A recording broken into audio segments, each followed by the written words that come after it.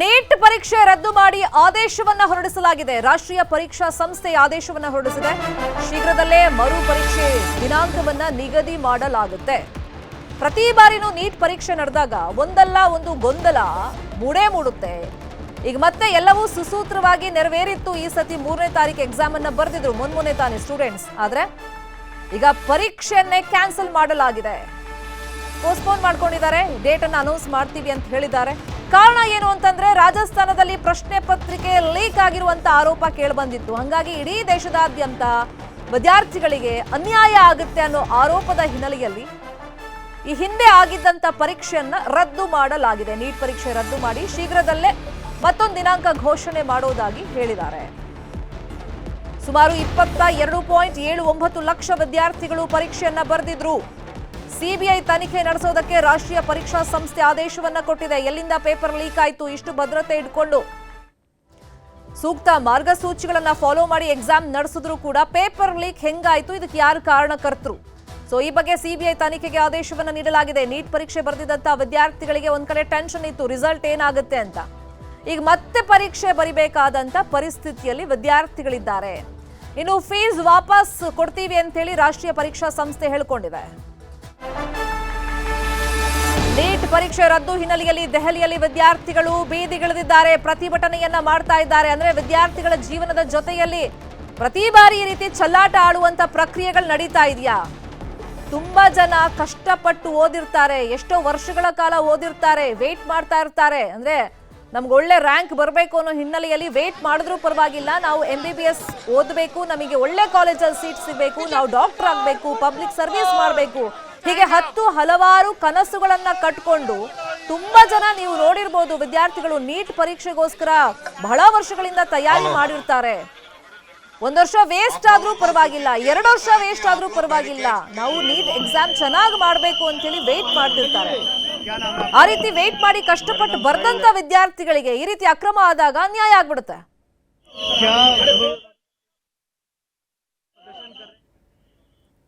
ಸಹಜವಾಗಿ ವಿದ್ಯಾರ್ಥಿ ಸಂಘಟನೆಗಳೀಗ ಬೀದಿಗಿಳಿದಿವೆ. ಪದೇ ಪದೇ ಈ ರೀತಿ ಅಂದ್ರೆ ಪ್ರತಿ ವರ್ಷನೂ ಈ ರೀತಿ ಸಮಸ್ಯೆಗಳಾಗುತ್ತೆ. ಪರೀಕ್ಷೆಯನ್ನ ರದ್ದು ಮಾಡಿರೋದ್ರಿಂದ ಇದು ಅನ್ಯಾಯ ಅಂತ ಹೇಳಿ ಆಕ್ರೋಶವನ್ನ ವ್ಯಕ್ತಪಡಿಸ್ತಾ ಇದ್ದಾರೆ. ಇದೇ ವಿಚಾರವಾಗಿ ಇನ್ನಷ್ಟು ಡೀಟೇಲ್ ಆಗಿ ಇನ್ಫಾರ್ಮೇಶನ್ ಕೊಡ್ತಾ ಹೋಗೋದಕ್ಕೆ ನೇರ ಸಂಪರ್ಕದಲ್ಲಿ ಕನೆಕ್ಟ್ ಆಗಿದ್ದಾರೆ ನಮ್ಮ ರಿಪೋರ್ಟರ್ ಪ್ರಗತಿ ಶೆಟ್ಟಿ. ಹೆಸರಿಗೆ ಮಾತ್ರ ನೀಟ್, ಆದ್ರೆ ಪ್ರತಿ ಬಾರಿನೂ ಒಂದಲ್ಲ ಒಂದು ಗೊಂದಲ ಅಂತೂ ಇಲ್ಲಿ ಉಂಟಾಗ್ತಲೇ ಇರುತ್ತೆ. ಈಗ ಪರೀಕ್ಷೆ ರದ್ದು ಮಾಡಿದ್ದಾರೆ, ನೆಕ್ಸ್ಟ್ ಡೇಟ್ ಅನ್ನು ಅನೌನ್ಸ್ ಮಾಡ್ತೀವಿ ಅಂತ ಹೇಳಿದ್ದಾರೆ. ಸೊ ಈಗ ವಿದ್ಯಾರ್ಥಿಗಳಿಂದ ಯಾವ ತರ ಆಕ್ರೋಶ ವ್ಯಕ್ತವಾಗಿದೆ? ಯಾಕಂದ್ರೆ ಬಹಳ ಕಟ್ಟುನಿಟ್ಟಾಗಿ ಈ ಎಕ್ಸಾಮ್ ಅನ್ನು ನಡೆಸಬೇಕು ಅಂತೇಳಿ ಒಂದಿಷ್ಟು ಕ್ರಮ ಕೈಗೊಂಡಿರ್ತಾರೆ. ರಾಜಸ್ಥಾನದಲ್ಲಿ ಪೇಪರ್ ಲೀಕ್ ಆಯ್ತು, ಈಗ ಎಲ್ರಿಗೂ ಶಿಕ್ಷೆ.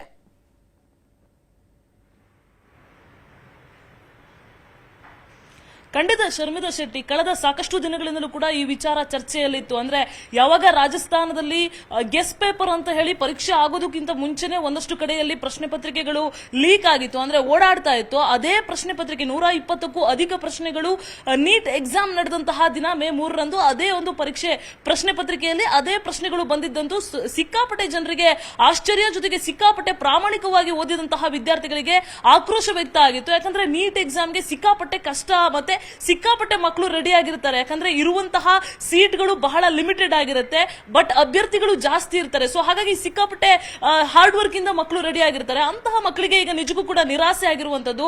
ದೆಹಲಿಯಲ್ಲಿ ಈಗಾಗಲೇ ಪ್ರತಿಭಟನೆ ಆಗ್ತಾ ಇದೆ. ಈ ವಿಚಾರವನ್ನ ಈಗಾಗಲೇ ಸಿಬಿಐಗೂ ಕೂಡ ವರ್ಗಾವಣೆ ಮಾಡಲಾಗಿದೆ. ಬಟ್ ಈ ವಿಚಾರಕ್ಕೆ ಸಂಬಂಧಪಟ್ಟ ಹಾಗೆ ರಾಜ್ಯದಲ್ಲೂ ಕೂಡ ವಿದ್ಯಾರ್ಥಿಗಳು ಆಕ್ರೋಶ ಹೊರ ಹಾಕ್ತಾ ಇದ್ದಾರೆ. ನನ್ನ ಜೊತೆಗೆ ಒಂದಷ್ಟು ವಿದ್ಯಾರ್ಥಿನಿಗಳು ಕೂಡ ಇದ್ದಾರೆ, ಅವ್ರನ್ನ ಕೂಡ ಕೇಳ್ತಾ ಹೋಗ್ತೀನಿ. ಈಗ ನೀಟ್ ಎಕ್ಸಾಮ್ ಕ್ಯಾನ್ಸಲ್ ಆಗಿದೆ ಅಂತ ನಿಮಗೆ ಗೊತ್ತಾಗಿದೆ. ಸೊ ಈ ಕ್ಷಣಕ್ಕೆ ಏನ್ ಅನಿಸ್ತಾ ಇದೆ? ವರ್ಷ ಪೂರ್ತಿ ರೆಡಿ ಆಗಿರ್ತೀರಾ? ಲೈಕ್ 10th ಆದ್ಮೇಲೆ 600 ಡೇಸ್ ಇಂದ ಪ್ರಿಪೇರ್ ಆಗಿದ್ದೀವಿ, ಎಷ್ಟು ಕಷ್ಟಪಟ್ಟು ಓದಿದೀವಿ, ಸಡನ್ ಆಗಿ ಕ್ಯಾನ್ಸಲ್ ಆಗಿದೆ. It's like very disappointing. But ಯಾರು ಈ ತರ ನ್ಯೂಸ್ ಎಕ್ಸ್ಪೆಕ್ಟ್ ಮಾಡಿರ್ಲಿಲ್ಲ. ಲೈಕ್ ಇಷ್ಟು ಹಾರ್ಡ್ ವರ್ಕ್ ಮಾಡಿಬಿಟ್ಟು ಎಲ್ಲ ಸಡನ್ ಆಗಿ ಕ್ಯಾನ್ಸಲ್ ಆಗಿದೆ, ಇನ್ನೊಂದ್ಸತಿ ಓದ್ಬೇಕು. ಲೈಕ್ ತುಂಬಾ ಸ್ಯಾಡ್ ಆಗ್ತಿದೆ. ಲೈಕ್ ಬಿಕಾಸ್ ಇಷ್ಟು ದಿನ ಕಷ್ಟಪಟ್ಟು 720 ಮಾರ್ಕ್ಸ್ ಪ್ರಿಪೇರ್ ಮಾಡೋದು ಅಷ್ಟು ಈಸಿ ಅಲ್ಲ. ಬಿಕಾಸ್ ಬಯಾಲಜಿ ಅಷ್ಟೊಂದು ಕಡಿಮೆ ಏನಿಲ್ಲ, ಎಲ್ಲರಿಗೂ ಗೊತ್ತಿದೆ ಎಷ್ಟೊಂದಿದೆ ಅಂತ. ಸೊ ತುಂಬಾ ಬೇಜಾರಾಗ್ತಿದೆ. ಸೊ ಈ ವಿಚಾರ ಲಾಸ್ಟ್ ಒಂದು 3-4 ಡೇಸ್ ಇಂದನೂ ಕೂಡ ಪ್ರಶ್ನೆ ಪತ್ರಿಕೆ ಲೀಕ್ ಅನ್ನೋದು ಓಡಾಡ್ತಾನೆ ಇತ್ತು. ನೀವು ಎಕ್ಸ್ಪೆಕ್ಟ್ ಮಾಡಿದ್ರೆ ರೀ ಎಕ್ಸಾಮ್ ಮಾಡ್ತಾರೆ ಅನ್ನುವಂತ ಎಕ್ಸ್ಪೆಕ್ಟೇಷನ್ ಇತ್ತ? ಇಲ್ಲ, ನಿಜವಾಗ್ಲೂ ಇರಲಿಲ್ಲ. ಬಿಕಾಸ್ ಆಲ್ರೆಡಿ ಪ್ರಿಪೇರ್ ಆಗಿದ್ದೀವಿ. ಲೈಕ್ 600 ಮೇಲೆ ಎಕ್ಸ್ಪೆಕ್ಟೇಷನ್ಸ್ ಇತ್ತು, ಬಟ್ ಸಡನ್ ಆಗಿ ಕ್ಯಾನ್ಸಲ್ ಇದೆ, ಎಕ್ಸಾಮಿನೇಷನ್ ಎಕ್ಸ್ಪೆಕ್ಟೇ ಮಾಡಿರಲಿಲ್ಲ. ಓಕೆ, ಸೊ ಇವಾಗ ನೆಕ್ಸ್ಟ್ ಏನ್ ಮಾಡ್ಬೇಕು ಅನ್ಕೊಂಡಿದ್ದೀರಾ? ಯಾವ ರೀತಿಯಾಗಿ ಮತ್ತೆ ಓದಬೇಕು ವಾಪಸ್? ಗೊತ್ತಿಲ್ಲ, ಇನ್ನೊಂದ್ಸತಿ ಕುತ್ಕೊಂಡು ಪ್ರಿಪೇರ್ ಮಾಡಬೇಕು ಅನ್ಸುತ್ತೆ. ಓಕೆ, ಸೊ ಇನ್ನೂ ಒಬ್ರು ಅಭ್ಯರ್ಥಿ ಕೂಡ ಇದ್ದಾರೆ, ಅವ್ರನ್ನ ಕೂಡ ಮಾತಾಡಿಸ್ತಾ ಹೋಗ್ತೀನಿ.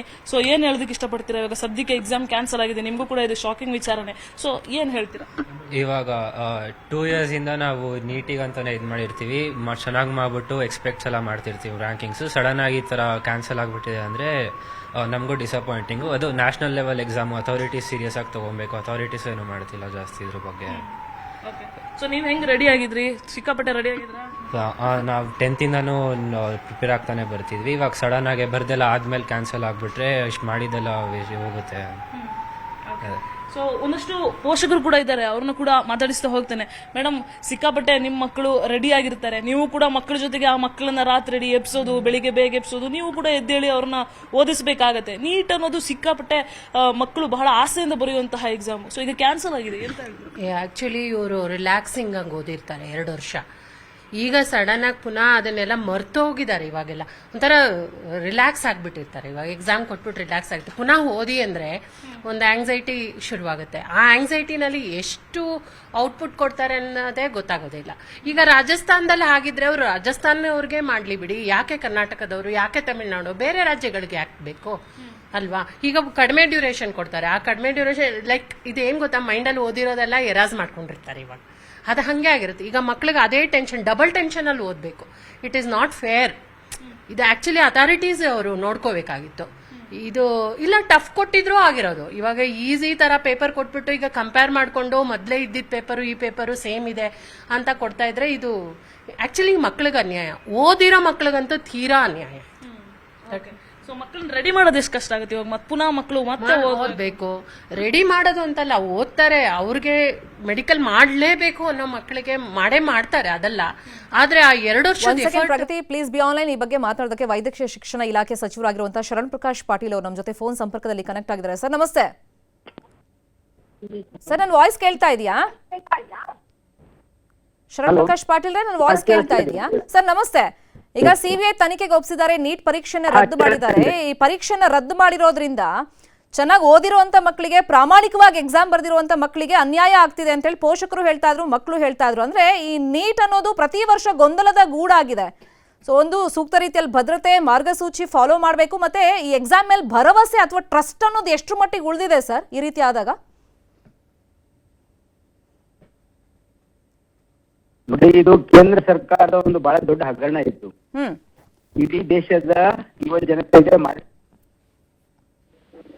ಯಾಕಂದ್ರೆ ಇದು ಒಂದೇ ವರ್ಷ ಅಲ್ಲ, ಕಳೆದ 4-5 ವರ್ಷಗಳಿಂದ ಪ್ರತಿ ವರ್ಷ ಒಂದಿಲ್ಲ ಒಂದು ಗೊಂದಲಕ್ಕೆ ಮಾಡಿ ಅಲ್ಲಿ ಬಹಳ ದೊಡ್ಡ ಪ್ರಮಾಣದ ಅವ್ಯವಹಾರ ನಡೀತಾ ಇದೆ ಅಂತಕ್ಕಂಥದ್ದು ನಾವು ಕಳೆದ ಅನೇಕ ಸಾರಿ ಪ್ರೆಸ್ಗೂ ಹೇಳಿದೀವಿ. ಇದ್ರ ಬಗ್ಗೆ ನಮ್ಮ ಇದು ವ್ಯಕ್ತಪಡಿಸಿದ್ರು ಕೂಡ ಅವ್ರು ಯಾವುದೇ ರೀತಿಯ ಅದಕ್ಕೆ ಕರೆಕ್ಷನ್ ಮಾಡ್ತಾ ಇಲ್ಲ. ಇದು ಹಿಂದೆ ಯಾರಿದ್ದಾರೆ ಅವರು ಇದನ್ನು ಮಾಡ್ತಾ ಇಲ್ಲ. ಇದಕ್ಕೆ ಕೇಂದ್ರ ಸರ್ಕಾರ ನೇರವಾಗಿ ಇದರ ಹೊಣೆ ಹೊತ್ತು ಇದರ ಜವಾಬ್ದಾರಿನ ತೆಗೆದುಕೊಳ್ಬೇಕಾಗುತ್ತೆ. ಯಾಕಂದ್ರೆ ಪಾಪ ಪ್ರತಿ ವರ್ಷ ಸುಮಾರು 25 ಲಕ್ಷ ಮಕ್ಕಳು ಬರಿತಾ ಇದ್ದಾರೆ ಎಕ್ಸಾಮ್, ನೀಟ್ ಎಕ್ಸಾಮ್.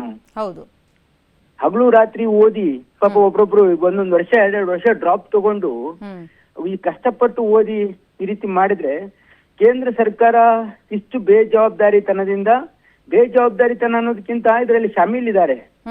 ಯಾಕಂದ್ರೆ ದೊಡ್ಡ ಜನ, ಬಿಜೆಪಿಯ ದೊಡ್ಡ ಜನ ಇದ್ರಲ್ಲಿ ಶಾಮೀಲ್ ಇರೋದ್ರಿಂದ 4-5 ವರ್ಷದಿಂದ ಮುಚ್ಚಾಕೊಂಡ್ ಬರ್ತಾ ಇದ್ದಾರೆ ಅವರು.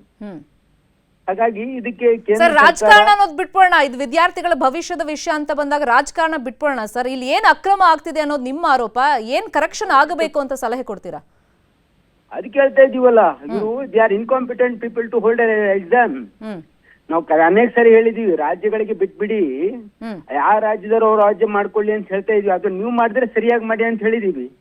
ಮತ್ತೆ ಅವ್ರು ಮಾಡಕ್ ಆಗ್ತಾ ಇಲ್ಲ, ಅವ್ರ ಸರಿನೂ ಮಾಡ್ತಾ ಇಲ್ಲ, ಮಕ್ಕಳಿಗೆ ಪ್ರತಿ ವರ್ಷ ತೊಂದರೆ ಕೊಡ್ತಾ ಇದಾರೆ. ಅಂದ್ರೆ this government is an incompetent and corrupt government. ಅಂದ್ರೆ ಈ ಪ್ಯಾಟ್ರನ್ ಬಗ್ಗೆನೇ ನಿಮ್ಗೊಂದಿಷ್ಟು ಅನುಮಾನ, ಮತ್ತೆ ಈ ಪ್ಯಾಟ್ರನ್ ಸರಿ ಇಲ್ಲ ಅನ್ನೋದಾ ನೀವು? ಅಂದ್ರೆ ದೇಶದಲ್ಲಿ ಏಕರೂಪದಲ್ಲಿ ಈ ತರ ಎಕ್ಸಾಮ್ ಮಾಡೋದು, ಈ ಪ್ಯಾಟ್ರನ್ ಸರಿ ಇಲ್ವಾ?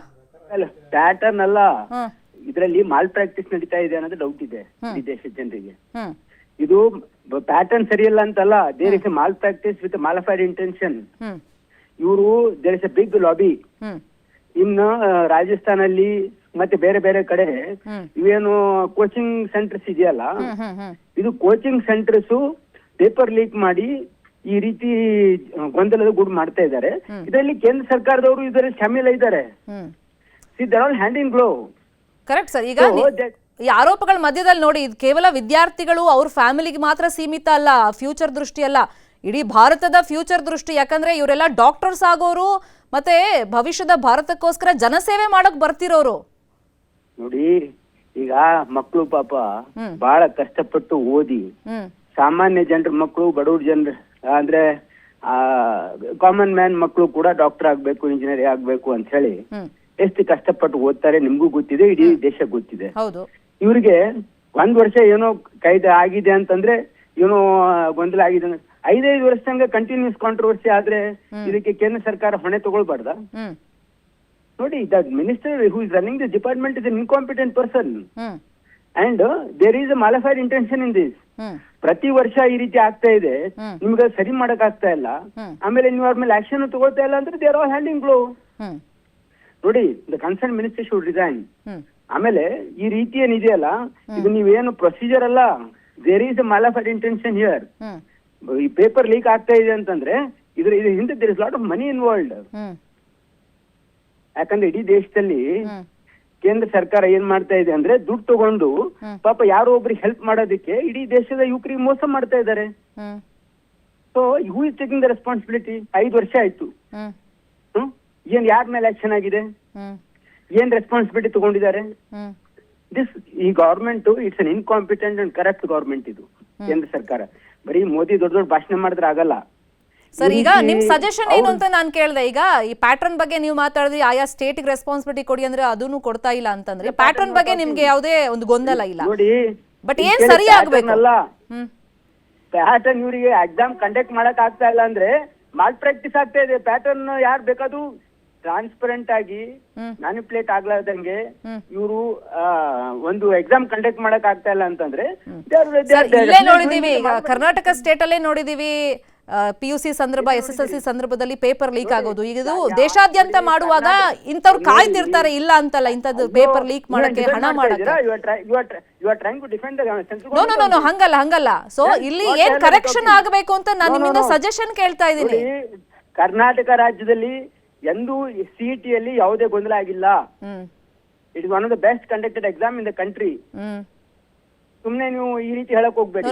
ಎಕ್ಸಾಮ್ ಸಂದರ್ಭದಲ್ಲಿ ಈ ರೀತಿ ಗೊಂದಲಗಳಾಗುತ್ತೆ, ಕೆಲವರು ಕಾಯ್ತಾ ಇರ್ತಾರೆ ಪೇಪರ್ ಲೀಕ್ ಮಾಡಕ್ಕೆ, ಕ್ವೆಶ್ಚನ್ ಪೇಪರ್ ಲೀಕ್ ಮಾಡಕ್ಕಲ್ವಾ? ಯಾವ ಮುಖಾಂತರ ತಡಿಬೇಕು ಇದನ್ನ ಅಂತ ನಾನ್ ಕೇಳ್ತಿದ್ದೀನಿ ನಿಮ್ ಹತ್ರ. ನೀವೇನ್ ಸಜೆಷನ್ ಕೊಡ್ತೀರಾ?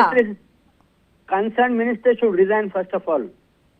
ಅಂಡ್ ಇವ್ರು ಯಾರಿಗೂ ಕೇಳಲ್ಲ, ಯಾರ ರಾಜ್ಯಗೂ ಸಲಹೆ ಕೇಳಲ್ಲ, ಯಾವ ರೀತಿ ಬೆಸ್ಟ್ ಪ್ರಾಕ್ಟೀಸಸ್ ಅಡಾಪ್ಟ್ ಮಾಡಲ್ಲ.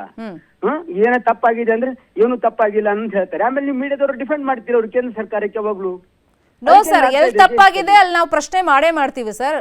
ನೀವು ಮೀಡಿಯಾನು ಇನ್ವಾಲ್ವ್ ಮಾಡಬೇಡಿ. ಈಗ ನೋಡಿ, ಈಗ ಲಕ್ಷಾಂತರ ವಿದ್ಯಾರ್ಥಿಗಳ ಭವಿಷ್ಯ ಇದು. ನೋ ನಾನು ಹೇಳಿದ್ದು, ಒಂದು ಎಕ್ಸಾಮ್ ಆಗುತ್ತೆ, ಕಂಡಕ್ಟ್ ಮಾಡ್ತಾರೆ ಅಂದಾಗ, ಫಾರ್ ಎಕ್ಸಾಂಪಲ್ ಒಂದು ಪ್ರಮುಖ ಘಟ್ಟ SSLC, PUC, CET, NEET, ಇಂತಲ್ಲೆಲ್ಲ ಈ ರೀತಿ ಪೇಪರ್ ಲೀಕ್ ಮಾಡಕ್ ಕೆಲವ್ರು ಕಾಯ್ತಾ ಇರ್ತಾರೆ. ಅಂತ ಅವಕಾಶ ಮಾಡ್ಕೊಡೋದು ಯಾರು? ಯಾವ್ದಾದ್ರು 1 ವರ್ಷ ಆದ್ರೆ I can understand. Continues 5 years ಇಂದ ಆಗ್ತಾ ಇದೆ ಈ ರೀತಿ ಗೊಂದಲ. You are not holding central government responsible for this. ನೀವು ಅದು ಕೇಳ್ಬೇಕು ತಾನೇ. ಅದನ್ನೇ ನಾವು ಪ್ರಶ್ನೆ ಮಾಡ್ತಿರೋದು. ಈಗ ಇದಕ್ಕೆ ಯಾರು ರೆಸ್ಪಾನ್ಸಿಬಿಲಿಟಿ? ಮಕ್ಳು ಈಗ ಕಣ್ಣಿಗೆ ಎಣ್ಣೆ ಬಿಟ್ಕೊಂಡು ಓದಿದ್ದಾರೆ, ಎಷ್ಟೋ ಜನ ಸ್ಕಿಪ್ ಮಾಡಿ ನೀವ್ ಹೇಳ್ದಂಗೆ 2-3 ವರ್ಷ ಕಾದಿದ್ದಾರೆ. ಮತ್ ನಾವು ಅದೇ ಹೇಳ್ತಾ ಇದೀವಿ, first that the government of India, Modi government first take responsibility and punish who is responsible, who under whose ministry is this. HRD ಬರುತ್ತೆ, ಮಿನಿಸ್ಟರ್ ರಿಸೈನ್ ಮಾಡ್ಲಿ ಫಸ್ಟ್, ಆಮೇಲೆ ಏನ್ ಮಾಡ್ಬೇಕಂತ ಸಜೆಷನ್ ಕೊಡ್ತೀವಿ ನಾವು. ಈಗ ತುಂಬಾ ಜನ ಪೋಷಕರು ಹೇಳ್ತಿರೋದು, ರಾಜಸ್ಥಾನದಲ್ಲಿ ಪೇಪರ್ ಲೀಕ್ ಆಯ್ತು, ಮತ್ತೆ ಎಲ್ಲಾ ಸ್ಟೇಟ್ ಮಕ್ಕಳಿಗೂ ಯಾಕೆ ಪನಿಷ್ಮೆಂಟ್, ಅಲ್ಲಿ ಮಾತ್ರ ಮಾಡ್ಕೊಳ್ಳಿ ಅಂತ. ನೀವೇನಂತೀರಾ? ಹೇಗೆ? ಹಾಗಲ್ಲ. ಈಗ ನೀವು ಎಕ್ಸಾಮ್ ಕಂಡಕ್ಟ್ ಮಾಡಿದಾಗ ಆ ಎಂಟೈರ್ ಯಾವ ರಾಜ್ಯಕ್ಕೆ ಹೋಗಿದೆ, ಏನ್ ಹೋಗಿದೆ ನೋಡಿ. ಕೇಂದ್ರ ಸರ್ಕಾರ ಅವರು ಇದನ್ನ ಪ್ರಾಪರ್ ಆಗಿ ಅನಲೈಸ್ ಮಾಡ್ಬೇಕು. ಎಲ್ಲಿ ಲೀಕ್ ಆಗಿದೆ, ಏನ್ ಲೀಕ್ ಆಗಿದೆ, ಆಮೇಲೆ ಯಾರ್ಯಾರು ಇದ್ರಲ್ಲಿ ಇನ್ವಾಲ್ವ್ ಇದ್ದಾರೆ, ಎಷ್ಟು ಜನ ಅಫೆಕ್ಟ್ ಆಗಿದೆ, ಅವರು they should study this and take an appropriate decision. ಈ ರೀತಿ I am not telling that ಇದು ಮಾಡ್ಲೇಬಾರ್ದು ಅಂತ ಹೇಳಕ್ಕೂ ಆಗಲ್ಲ. ಯಾಕಂದ್ರೆ ವಿ ಡೋಂಟ್ ನೋ ಎಷ್ಟು ರಾಜ್ಯದಲ್ಲಿ ಇದು ಲೀಕ್ ಆಗಿದೆ, ಯಾರ್ಯಾರಿಗೆ ಇವತ್ತಿನಲ್ಲಿ ನೋಡಿ ಎಷ್ಟು ಫಾಸ್ಟ್ ಇದೆ ಮೀಡಿಯಾ ಅಂದ್ರೆ, fraction of the second it can be transferred anywhere. ಹೌದು, ನಿಮ್ಗೆ ಗೊತ್ತಿದೆಯಲ್ಲ ಎಷ್ಟು ಫಾಸ್ಟ್ ಇದೆ ಈಗ. ಹೌದು, ಈಗ ನಾವು ನೋಡ್ತಾ ಇದ್ವಿ ವಾಟ್ಸ್ಆಪ್ ಮುಖೇನನೇ ಈ ನೀಟ್ ಕ್ವೆಶ್ಚನ್ ಪೇಪರ್ ತುಂಬಾ ಕಡೆ ಲೀಕ್ ಆಗಿದೆ ಅಂತಾನೂ ಮಾಹಿತಿ ಇತ್ತು. ಅದಕ್ಕೆ ನೋಡಿ ದಿಸ್ ಗವರ್ಮೆಂಟ್ ನಂದು ಓನ್ಲಿ ಏನಂದ್ರೆ ದಿಸ್ ಸೆಂಟ್ರಲ್ ಗವರ್ಮೆಂಟ್ ಅನೇಕ ಸರಿ ಪತ್ರ ಬರ್ದಿದೀವಿ, ನಿಮ್ ಕಲೆ ಮಾಡಕ್ ಆಗೋದಿಲ್ಲ, ಇದು ಮಾಡಿದ್ರೆ ಸರಿ ಮಾಡಿ, we are not oppose to this, but ನೀವು ಮಾಡಕ್ಕಾಗಲ್ಲ ಅಂದ್ರೆ ಅಟ್ಲೀಸ್ಟ್ ಸ್ಟೇಟ್ಗಾದ್ರೂ ಕೊಡಿ, ಅದು ಮಾಡಕ್ಕಾಗಲ್ಲ ಇದು ಮಾಡಕ್ಕಾಗಲ್ಲ ಅಂತ ಹೇಳಿ. ಅದ್ರಲ್ಲಿ ಯಾರು there are vested interest in this and they are doing it every year. ಯಾವುದೋ ಒಂದ್ಸರಿ ಆಗಿತ್ತು ಒಂದ್ ವರ್ಷ ಅಂದ್ರೆ we can understand, but they are doing it every last 4 years ನಡೀತಾ ಇದೆ. ಟ್ರಸ್ಟ್ ಅಥವಾ ನಂಬಿಕೆ ಅನ್ನೋದು ಎಷ್ಟು ಮಟ್ಟಿಗೆ ಉಳ್ಕೊಂಡಿದೆ ಈಗ? ಮಕ್ಕಳು ಅದೇ ಕೇಳ್ತಾ ಇದ್ದಾರೆ, ನೀಟ್ ಅಂದ್ರೆ ನೋಡಿ ಸೆಂಟ್ರಲ್ ಗವರ್ಮೆಂಟ್ ಈಗ ಯಾವ ಯುವಕರಿಗೂ ಕೂಡ ಈ ಸೆಂಟ್ರಲ್ ಗವರ್ಮೆಂಟ್ ಮೇಲೆ ವಿಶ್ವಾಸ ಇಲ್ಲ. ಯಾಕಂದ್ರೆ 5 ವರ್ಷದಿಂದ ಇದೇ ರೀತಿ ನಡೀತಾ ಇದೆ. ಹಾಗಾಗಿ 100% people have lost faith in this central government. They are not competent people and they are corrupt fellows who are sitting at the helm of the affair. They are directly involved in this and government is defending them. That means to say somebody big in the government is involved in this. ಮತ್ತೆ ಈ ತರ ಅಕ್ರಮಗಳು ಆಗ್ತಿರೋದ್ರಿಂದ sir ಬಹಳ ಸೂಕ್ಷ್ಮ ವಿಷಯ, ಗಂಭೀರವಾದಂತ ವಿಷಯ ದೇಶದ ಭವಿಷ್ಯ ದೃಷ್ಟಿಯಿಂದನೂ. ಈಗ ಯಾಕಂದ್ರೆ ನಿಜವಾಗ್ಲಿ ಪ್ರಾಮಾಣಿಕವಾಗಿ ಓದಿರುವಂತ ಮಕ್ಕಳು ಈಗ ಡಾಕ್ಟರ್ ಆಗೋಕ್ಕಿನ್ನ ಈ ತರ ಈಸಿಯಾಗಿ ಪೇಪರ್ ಸಿಕ್ಬಿಡುತ್ತೆ, ಅಂದ್ರೆ ಸರಿಯಾಗಿ ನಾಲೆಡ್ಜ್ ಇಲ್ದಿರುವಂತ ಮಕ್ಕಳು ಡಾಕ್ಟರ್ ಆಗ್ಬಿಟ್ರೆ ದೇಶದ ಕತೆ ಏನು? ಆ ದೇಶದ ಕತೆ ಏನು ಅಂತ ಅವ್ರು ಹೇಳ್ಬೇಕು ಮೋದಿ ಸಾಹೇಬ್. ನಾವೇನ್ ಅವ್ರಿಗೆ ದೊಡ್ಡ ದೊಡ್ಡ ಭಾಷಣ ಮಾಡ್ತಾರಲ್ಲ, ಇಂಥ ಸಂದರ್ಭದಲ್ಲಿ ಆಕ್ಷನ್ ತಗೊಳ್ತಾರ? ಸುಮ್ನೆ ಕತೆ ಹೇಳೋದು ಈಸಿ ಇದೆ, ದೊಡ್ಡ ದೊಡ್ಡ ಭಾಷಣ ಮಾಡೋದು ಈಸಿ ಇದೆ. ಇಂಥ ಸಂದರ್ಭದಲ್ಲಿ ಆಕ್ಷನ್ ತಗೊಳ್ಬೇಕು. ಯಾರು ಕನ್ಸರ್ನ್ ಮಿನಿಸ್ಟರ್ ಇದ್ದಾರೆ, he should resign and they should proper enquire and punish. It should be made an example. ಈ ರೀತಿ ಮಾಡ್ದೇನೆ ನೀವು ಸುಮ್ನೆ ವರ್ಷ ಹೆಂಗೆ ತಳ್ಕೊಂಡ್ ಬರ್ತಾ ಇದ್ದೀವಿ 4-5 ವರ್ಷದಿಂದ. Central government should be ashamed of it self. ಈ ದೇಶದ ಯುವ ಜನರ ವಿರೋಧಿ ಇದು ಕೇಂದ್ರ ಸರ್ಕಾರ. ಸರ್, ಸ್ಟೂಡೆಂಟ್ಸ್ ಯಾವ ತರ ಆತ್ಮಸ್ಥೈರ್ಯ ತುಂಬ್ತೀರಾ ಸರ್? ಯಾಕಂದ್ರೆ ಮಕ್ಕಳು ಅಂತ ಇದ್ರು ಒಂದು ರಿಲ್ಯಾಕ್ಸ್ ಮೂಡಲ್ಲಿ ಇದ್ದಾರೆ, ಆಲ್ರೆಡಿ ಎಕ್ಸಾಮ್ ಬರ್ದು ಬಿಟ್ಟಿದೀವಿ, ಇಷ್ಟು ಕಷ್ಟಪಟ್ಟಿದ್ದೀವಿ, ಹಗಲು ರಾತ್ರಿ ಓದಿದೀವಿ, ಈಗ ರಿಲ್ಯಾಕ್ಸ್ ಮೂಡಲ್ಲಿ ಇದ್ವಿ, ಈಗ ಸಡನ್ ಆಗಿ ಎಕ್ಸಾಮ್ ಅಂತಿದ್ದಾರೆ, ಮತ್ತೆ ಎಷ್ಟು ಟೈಮ್ ಕೊಡ್ತಾರೋ ಗೊತ್ತಿಲ್ಲ. ಶಾರ್ಟ್ ಆಫ್ ಪೀರಿಯಡ್ ಅಲ್ಲಿ ನಾವು ಹೆಂಗ್ ಅದನ್ನೆಲ್ಲ ರಿವೈಸ್ ಮಾಡ್ಕೊಳ್ಳೋದು ಅಥವಾ ಮೆಮೊರೈಸ್ ಮಾಡ್ಕೊಂಡು ಬರೆಯೋದು ಎಕ್ಸಾಮ್ ಮತ್ತೆ? ಅದು ಕರೆಕ್ಟ್. ಪಾಪ ಮಕ್ಕಳಿಗೆ ನೋಡಿ, ಅವರು already gone under lot of stress. ಒಂದು ನೀಟ್ ಎಕ್ಸಾಮ್ ಪ್ರಿಪೇರ್ ಮಾಡ್ಬೇಕು ಅಂತಂದ್ರೆ ಅದ್ ಹಿಂದೆ ಬಹಳ ಪರಿಶ್ರಮ ಇದೆ. ಇವರಿಗೆ ಕೇಂದ್ರ ಸರ್ಕಾರ ನಡೆಸೋರಿಗೆ ಅದ್ರ ಅರ್ಥನೂ ಇಲ್ಲ, ಗಂಧನೂ ಗೊತ್ತಿಲ್ಲ, ಗಾಳಿನೂ ಗೊತ್ತಿಲ್ಲ. ಹಾಗಾಗಿ ಇಡೀ ಪಾಪ ಮಕ್ಕಳು, ಅಮಾಯಕ ಮಕ್ಕಳು, ಇವ್ರಿಗೋಸ್ಕರ ಮತ್ತೊಮ್ಮೆ ಕಷ್ಟಪಡ್ಬೇಕು ಅವರು. This is very unfortunate. You see, if they are not able to handle things, you should quit. ನಿಮ್ ಕೈಲಿ ಆಗಲ್ಲ ಅಂದ್ರೆ ಬಿಟ್ಬಿಡ್ಬೇಕು. ಸುಮ್ನೆ ತಾವು ಮಾಡಲ್ಲ ಬೇರೆಯವ್ರಿಗೂ ಮಾಡಕ್ ಬಿಡಲ್ಲ ಅಂತಾರಲ್ಲ, ಆ ರೀತಿ ಚಳಿ ಅವ್ರು. ನೀವಂದ್ರಿ ಸರ್ ಆಯಾ ಸ್ಟೇಟ್ ಕೊಡಿ ಅಂತ, ಅದಕ್ಕೆ ಏನು ಉತ್ತರ ಕೊಟ್ರು ಲಾಸ್ಟ್ ಟೈಮ್ ನೀವೆಲ್ಲ ಕೇಳ್ದಂತ ಸಂದರ್ಭದಲ್ಲಿ? ಕೊಟ್ಟಿಲ್ಲ ಅವರು. ನೋಡಿ, ಅಲ್ಲಿ ಅನೇಕ ದಕ್ಷಿಣ ಭಾರತದ ರಾಜ್ಯಗಳು ಕೇಳಿತ್ತು, ಅವ್ರು ಏನು ದೇ ಆರ್ ನಾಟ್ ರಿಪ್ಲೈಯಿಂಗ್. ಇಲ್ಲ ಅದ್ ಮಾಡಕ್ ಆಗಲ್ಲ ಅಂತ ಹೇಳ್ತಾರೆ. ಅವರು ಮಾಡ್ತಾ ಇಲ್ಲ ಸರಿಗೆ, ನಮಗೂ ಸ್ಟೇಟ್ಗಳಿಗೂ ಮಾಡಕ್ ಬಿಡ್ತಾ ಇಲ್ಲ.